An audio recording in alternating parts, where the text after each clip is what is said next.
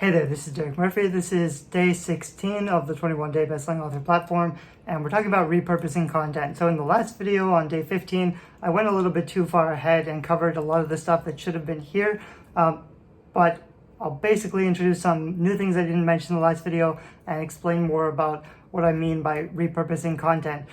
So the idea is you've got your book, which is one thing, one piece of content. That's your product that you want people to buy. That's the whole enchilada. You want to break it up into lots and lots of little bite-sized pieces of native content that work on a lot of other different platforms, whether that's reviews or excerpts or images or any other relevant pieces of content that also might attract your target audience. So for example, I mentioned you could, especially if you have a nonfiction book, it's easier. You could turn your nonfiction book into a SlideShare presentation and then a series of infographics and then a series of YouTube videos where you talk about the smaller, individual subheadings, and then maybe, 20 or 30 blog posts or guest posts that you can put out on the internet.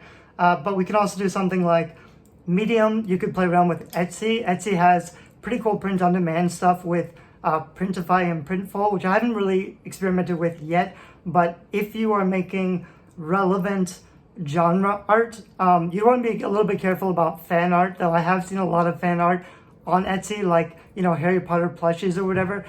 So theoretically, you could make some fan art things that are very attractive to your target audience. And then that's one way of getting your target audience in front of your content. And then you try to transition them towards your books. That's a big, messy thing. It's probably not the smartest idea, but it could be another way for you to get in front of your audience. I also want to start playing with Kickstarter more, or platforms for crowdfunding like Patreon, which I'm not necessarily I think Patreon is one of the big ones. A lot of people are using a newer email list type of builder to build a platform. It's kind of like a paid subscription for email list.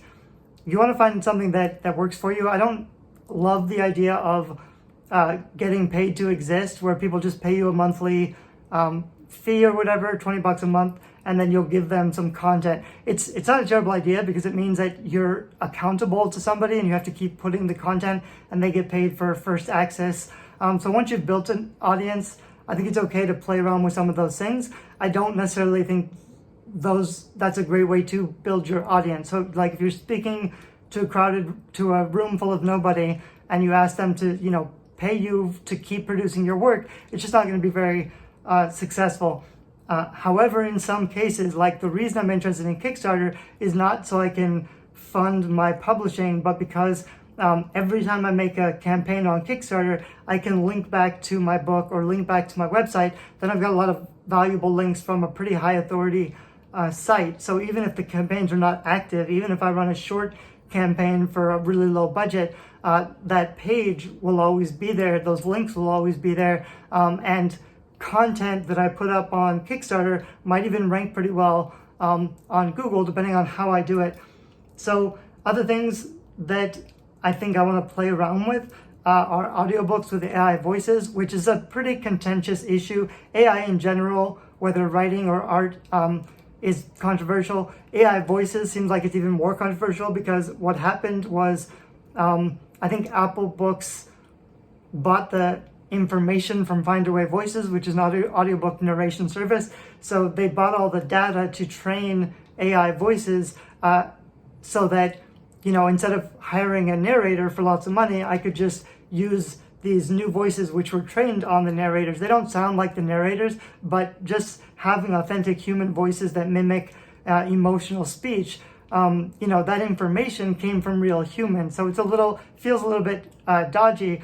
However, it's also true that Google already allows and actively promotes free AI audiobook narration from the books you upload to Google. Apple is doing the same thing. I think within the year, Amazon is going to do the same thing. They've already got their own AI narration system. I wouldn't be surprised if this year they have a feature inside of Amazon Publishing where you can auto-generate a book with AI voices, and that can be published on Audible. I think every ebook, audiobook system is probably going to force you to use their own in-house voices. But I think that's the direction we're going. I'm actually more interested in putting up free audiobooks on YouTube or on Spotify, where people can just listen to the full audiobook for free and then maybe sign up to my list or get the other audiobooks in the series. That's sort of a big, a pretty new cutting edge thing, which could be pretty successful because there's not a lot of competition. And the value of AI for authors is that I can now produce a lot more content without the budget. I've struggled to produce audiobooks for my books because each audiobook costs maybe $1,000, so 10 audiobooks is 10 grand. I paid more than that already, and I haven't even finished any of my audiobook series. And you don't really start making good money from audiobooks until you have a completed box set of more than 20 hours on Audible. So I'm getting close to that, but it's cost a lot of money to get there.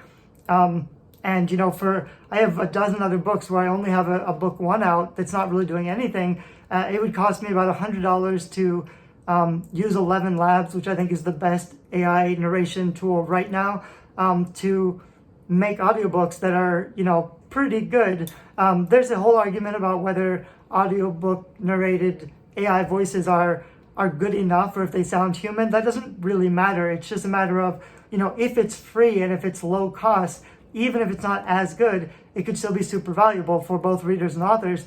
The problem is when the AI narrated voices are better than the real people, when they just sound better, cleaner, smoother, more professional, then it's a choice of, do I pay more money for the human imperfect content or do I pay less money for the one that sounds better, that readers enjoy better? That's sort of the full AI argument, and we're going to have to face that with AI writing tools and AI art tools.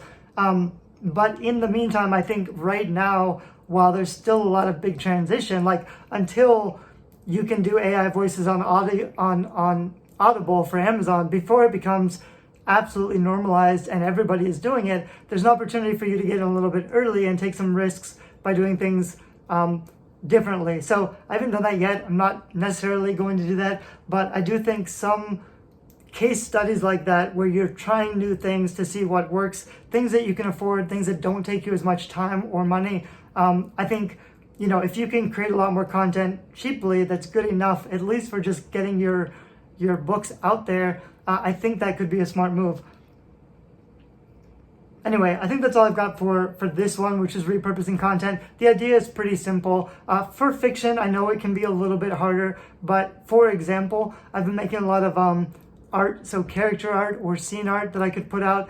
Even stuff like iPhone wallpapers are, that's a ton of demand. So if I have like epic fantasy iPhone full HD heart wallpapers, if I have a blog post with 100 nice wallpapers of fantasy art, and I get a lot of traffic because they're great images that people are searching for, and then at the bottom of that I say, here are my fantasy books, go read a free chapter, sign up to get a free book.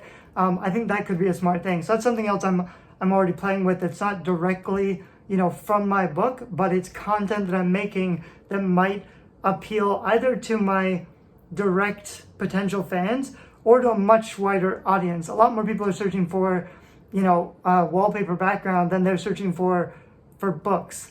Hope that makes sense. See you in the next video. Thanks. Bye-bye.